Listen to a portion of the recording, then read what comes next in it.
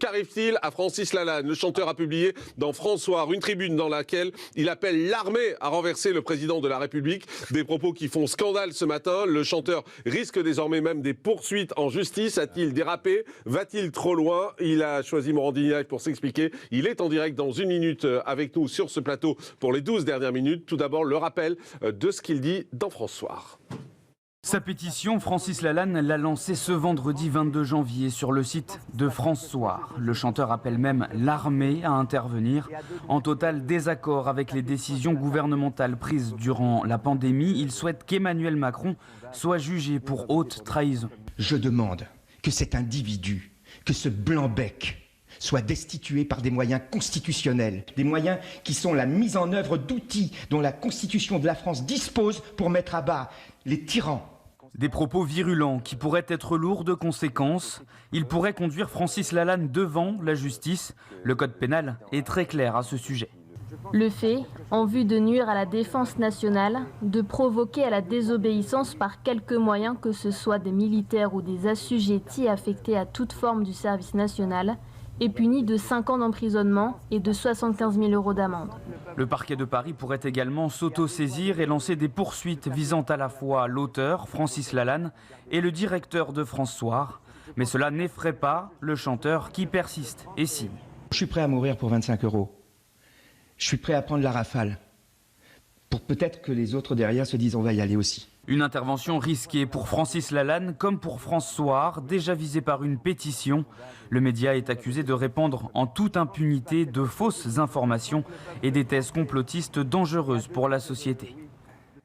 Bonjour Francis Lalanne. Bonjour Jean-Marc. Merci d'être en direct avec nous. Vous avez vu que ça fait scandale, ce que vous avez écrit, ce que vous avez dit dans François en particulier. On va commencer par ça, parce que j'aimerais que vous nous expliquiez ce que vous avez voulu dire concernant l'armée et cet appel à l'armée qui est hors la loi, d'ailleurs, parce qu'on n'a pas le droit d'appeler l'armée à la révolte en France. Jean-Marc, si vous commencez comme ça, c'est que vous commencez comme un juge, vous voyez. Non, je vous pose une question. Mon appel à l'armée, il n'est pas hors la loi. Mon appel à l'armée fait partie d'une étude juridique qui n'est pas du tout un appel aux armes ou à l'insurrection, sur le vide constitutionnel que nous connaissons à l'heure actuelle. Donc les gens qui lisent ma tribune, les gens qui auront lu ma tribune auront bien sûr évidemment compris tout ce que je vais expliquer là. Les gens qui ont écrit ces âneries sont soit des gens qui ne savent pas lire, soit des gens qui font semblant de ne pas comprendre pour servir les intérêts de ceux pour qui ils travaillent, soit des larbins du président. Ce que je fais dans ma tribune, c'est que je constate un vide juridique. Un vide juridique qui finalement vient du fait que le général de Gaulle, lorsqu'il a, avec Debré, conçu la Constitution de 58, je pense qu'il a à peu près tout imaginé et tout prévu. Sauf qu'un jour, la seule évocation d'un virus permettrait aux élus du peuple de s'emparer de la souveraineté populaire et de se substituer au peuple, ce qui est interdit par notre Constitution. Et c'est ce qui est en train de se passer, c'est de se livrer à un véritable coup d'État. Et donc, constatant ce vide juridique, constatant la disparition en France des contre-pouvoirs, constatant la carence des corps intermédiaires, j'ai, sur une tribune de 20 pages, appelé la représentation nationale à prendre ses responsabilités et à déclencher la saisine de la Haute Cour en application de l'article 68. Et dans mon développement, à ma manière, parce que je suis un penseur et un libre penseur de la République. C'est d'ailleurs pour ça que le parquet ne s'est pas saisi, le parquet sait lire.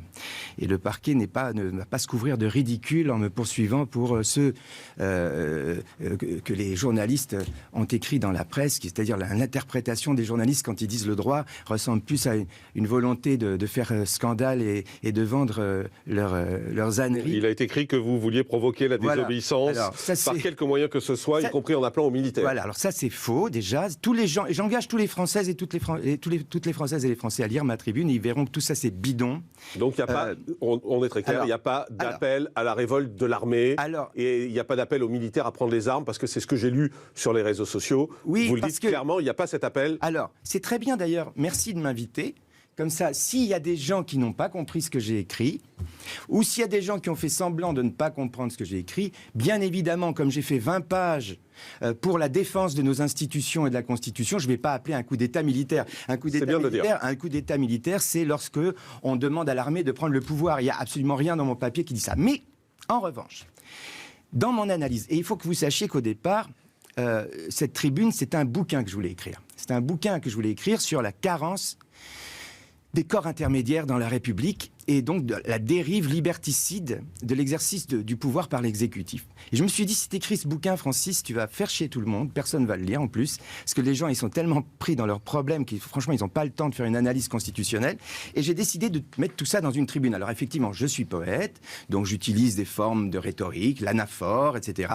Et peut-être que j'ai pas été assez clair dans ce que j'ai dit pour certaines personnes qui savent pas lire. Alors, on essaye quand vous dites que vous souhaitez mettre fin à l'exercice du mandat de l'actuel président de la République, ça veut dire quoi concrètement ? Je vais m'exprimer là-dessus. Donc, pour les gens qui savent pas lire et que ce soit bien clair, jamais dans mon article, je ne fais appel à la force armée pour s'emparer du pouvoir. Vous l'avez dit, c'est parfait. Maintenant, dans l'article 16, par exemple, de la Constitution, les parlementaires, en cas de manquement présidentiel, en cas de litige, en cas de problème mettant en cause la souveraineté du Parlement, ont la possibilité de demander, par exemple, la protection de l'armée. Je rappelle que les parlementaires sont dépositaires de la souveraineté nationale. Ils n'en sont pas propriétaires, car seul le peuple est souverain, c'est dans notre Constitution, c'est la base de notre Constitution. Si à un moment donné, et là, c'est une analyse juridique que je fais en tant que libre penseur républicain qui s'interroge sur les vides et les carences de nos institutions. Si à un moment donné, comme le dit l'article 16, eh bien, les parlementaires ont le droit d'appeler l'armée pour les protéger, eh bien, pourquoi le peuple français ne pourrait pas, à un moment donné, c'est une question que je pose, il peut y avoir un débat, il doit y avoir un débat là-dessus.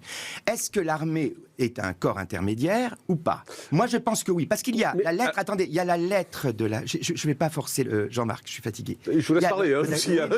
Jean-Marc, d'ailleurs, je t'en remercie. Mais je te jure, je suis tellement fatigué. Tu sais que je suis venu pour toi et que pour toi. Je sais. Alors, si à un moment, dans la Constitution, il y a la lettre de la Constitution, mais il y a l'esprit de la Constitution. Je soutiens et je prétends. C'est mon analyse. Et je demande à en débattre avec les constitutionnalistes. Qu'on peut envisager aujourd'hui que, vu la carence des corps intermédiaires qui ont à charge la vigilance de l'exercice de l'exécutif, on peut tout à fait imaginer un conseil militaire chargé aussi de